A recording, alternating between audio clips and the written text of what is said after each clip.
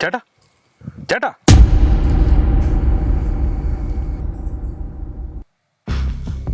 ആള് പോയടാ. പടച്ച തമ്പുരാനെ. എടാ നമ്മൾ പെടും. വെറുതെ വീട്ടിൽ ഇരുന്ന മനുഷ്യനെ നമ്മൾ വിളിച്ചോണ്ട് വന്നാ. എനിക്ക് എന്നാത്തിന് സോക്കേടായിരുന്നു. ഹലോ എടാ, നീ ആ സാനുവിനെ വിളിച്ചേ. നമ്മളിപ്പോൾ ഇതുപോലെ പ്രശ്നത്തിൽ എന്നാ ചെയ്യണ്ടേന്ന് അവനോട് ചോദിക്കുക. ശരിയടാ, അവനെ വേഗം വിളിക്കുക. അവൻ്റെ ജോലി എന്നാ ചെയ്യേണ്ടതെന്ന്.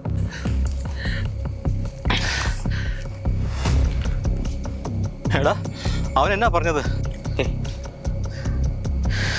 അവൻ പറയുവാ ഇവിടെ തള്ളി താഴ്ത്തിടെ. എടാ അതൊന്നും വേണ്ട കേട്ടോ, ഞാനൊന്നും ഇതിന് കൂട്ടിക്കത്തില്ല. എടാ എന്നെ കൊണ്ട് പറ്റത്തില്ല. നമ്മൾ പിന്നെ എന്നെ ചെയ്യും. എടാ സാനു പറഞ്ഞ പോലെ പുള്ളി തള്ളി താഴെ ഇട്ട് കഴിഞ്ഞാൽ ചിലപ്പോൾ നമ്മൾ സേഫ് ആവും. ആരും ചിലപ്പോൾ അറിയാനും പോകുന്നില്ല. പക്ഷേ ഈ സാധു മനുഷ്യനെ തള്ളി താഴെ ഇട്ടിട്ടുള്ള സേഫ്റ്റി നമുക്ക് വേണ്ട. അതിന് നമ്മൾ തെറ്റൊന്നും ചെയ്തില്ലല്ലോ. വരുന്നിടത്ത് വെച്ച് കാണാം. ഇപ്പം എന്നാ ചെയ്യുന്നേ? നമുക്ക് പോലീസിൽ പറയാം അല്ലേ? അതെ അതെ, അതായിരിക്കും നല്ല കേട്ടോ. അൻഷാനെ ഫോൺ.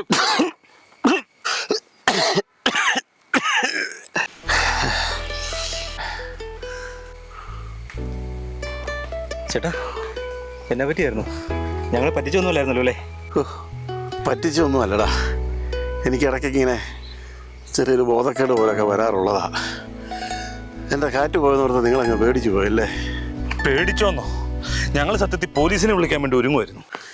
ഞാൻ തട്ടിപ്പോയെന്ന് ഓർത്തേ നിങ്ങളെന്നെ ഈ കൊക്കയിലെങ്ങാനും തള്ളി ഉരുട്ടി ഇട്ടിരുന്നെങ്കിൽ എൻ്റെ മോളെ ആ കാട്ടിനകത്ത് വീട്ടിലെ ഒറ്റയ്ക്കായി പോയേനെ. ഇപ്പം ഞാൻ കൂടെ ഉണ്ടായിട്ട് പോലും അവളെക്കുറിച്ച് ഓർക്കുമ്പോൾ എനിക്ക് വല്ലാത്തൊരു ആദിയാണ്. എനിക്കെന്തെങ്കിലും സംഭവിച്ചു പോയാൽ എൻ്റെ മോളൊറ്റയ്ക്കായി പോകും. ചേട്ടാ അതിനിപ്പോൾ ഇവിടെ ഒന്നും സംഭവിച്ചില്ലല്ലോ. ചേട്ടനെ തള്ളിയിടാനൊന്നും മാത്രമുള്ള ദുഷ്ടന്മാരൊന്നുമല്ല ഞങ്ങൾ. ചേട്ടൻ വിഷമിക്കണ്ട. ഇനി എന്നാ ആവശ്യം വന്നാലും ചേട്ടനും മാത്രം ഞങ്ങളുണ്ട്.